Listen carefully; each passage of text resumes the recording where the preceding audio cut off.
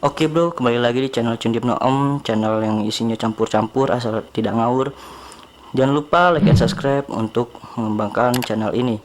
Jangan lupa dipadamkan loncengnya.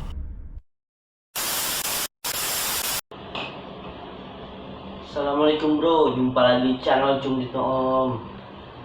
Oke bro, kali ini gue mau bikin tutorial gimana caranya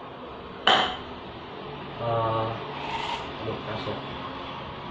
Ya ini anggap aja udah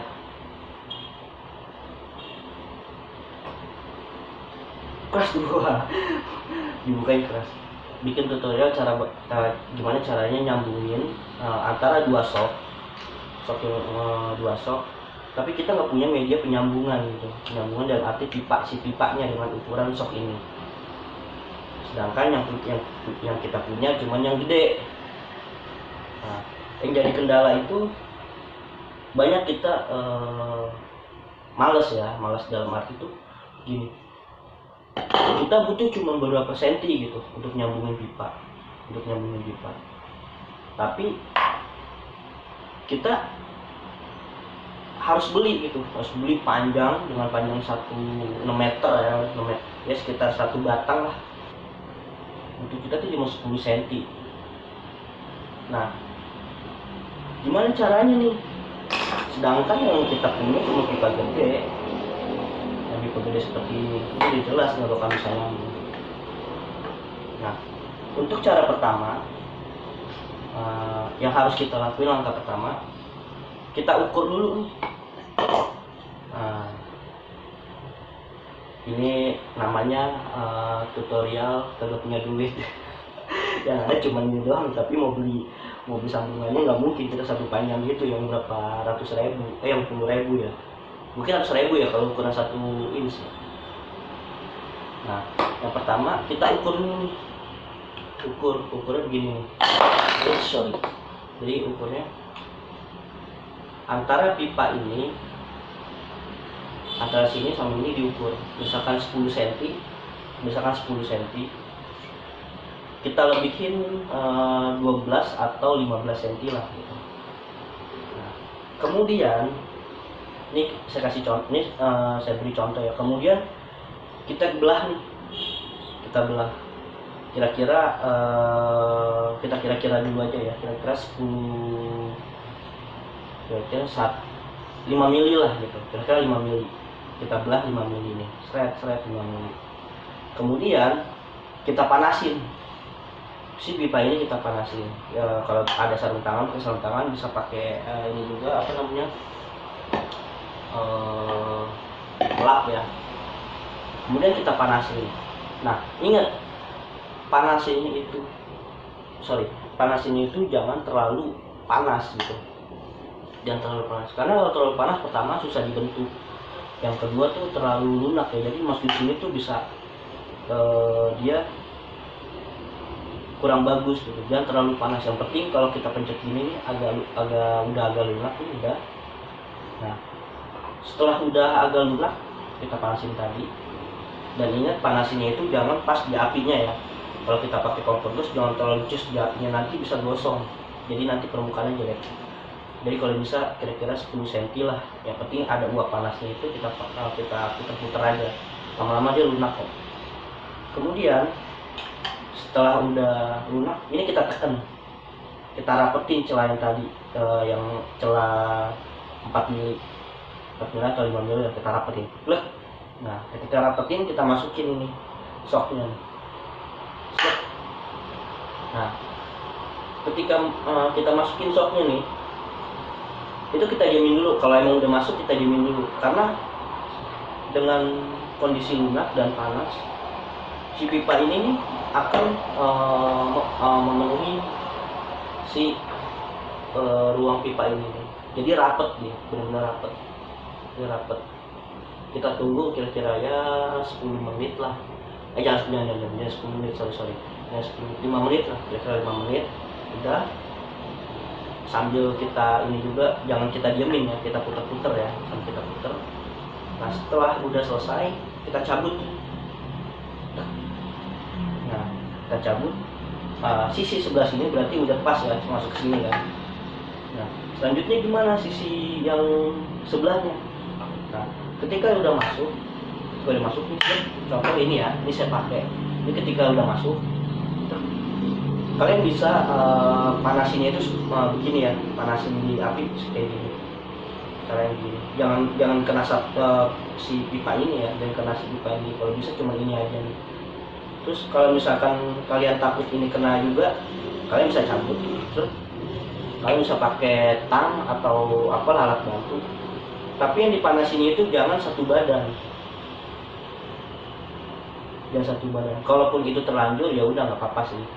Yang penting dia yang sebelah sini lebih lunak lah gitu, lebih lunak. Nah, ketika sudah posisi udah lunak, si pipa ini harus sudah masuk.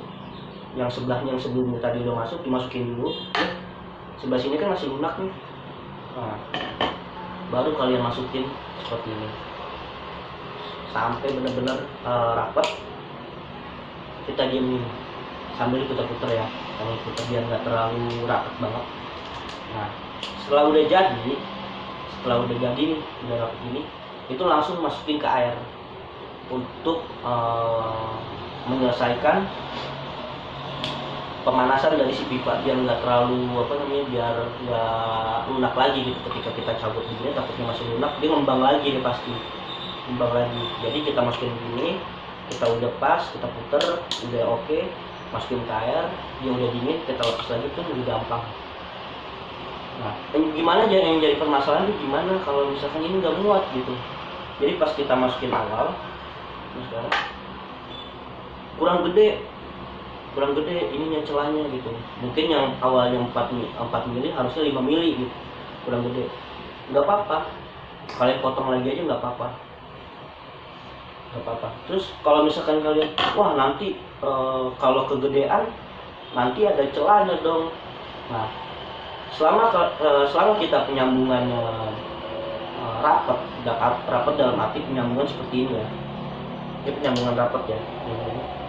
Penyambungan seperti ini itu nggak masalah, itu nggak bakalan bocor, saya yakin nggak bakalan bocor karena saya udah pakai ini tuh cara seperti ini udah beberapa aplikasi pompa ya, nggak bakalan bocor. Nah, misalkan ada celah nih, misalkan celahnya kira-kira 1 mili gitu, 1 mili itu kita misalkan kita nggak mau rapet, kita segini aja nih, kita taruh 3 cm, kemudian kita isi lem, kita selapin, itu udah kuat banget pasti, meskipun kita makainya begini nih, kalau kita kasih lem atasnya aja tuh udah kuat banget, karena lem-lem yang pipa itu bukan lem biasa, itu PVC, jadi ketika kering itu kayak plastik gitu, dia tekanannya itu kuat. Terus bagaimana kalau misalkan penyambungnya itu panjang, misalkan penyambungannya di sini nih, contoh misalkan segini, terus kita menyambung sini, jarak antara si dua pipa itu 10 cm misalkan, sedangkan masih ada celah nih, gimana caranya? Nah, caranya itu bisa kalian pakai, yang pertama kalian bisa pakai lem Korea, kasih lem Korea, kemudian kalian tempelin busa rokok, kemudian kalian tetesin ini lagi lem Korea, itu nanti dia ngerasnya itu kayak plastik nantinya, kerasa kayak plastik.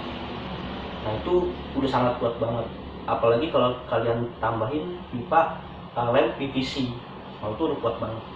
Cara yang kedua itu bisa kalian pakai lem PVC, tapi lem PVC itu jangan lem langsung kita masukin gini, itu jangan, pasti nanti dia bakalan masuk ke celah lemnya itu. Terus gimana caranya? Jadi kita taruh dulu lem di wadah lah, taruh dulu wadah, tunggu beberapa menit, dia biasanya tuh akan kental banget, nggak cair yang awal pada saat kita ini, dia akan kental. Nah, ketika masih kental itu baru kita olesin ke si pipa yang celah itu bocor, dia nggak akan masuk ke sini ya, ke celah ini. Nah, ketika udah kering baru kita tiban lagi, terus. Nah, itu pakai cara itu ya, bisa lah, bisa, karena saya udah pakai itu udah sering sih pakai, cuman panjangnya itu waktu itu sekitar 8 cm dari si shock ya, dari titik shock ini. Nah ketika kalian udah jadi, udah bisa, udah gak bakal bocor lagi, dan pakai ini bocor.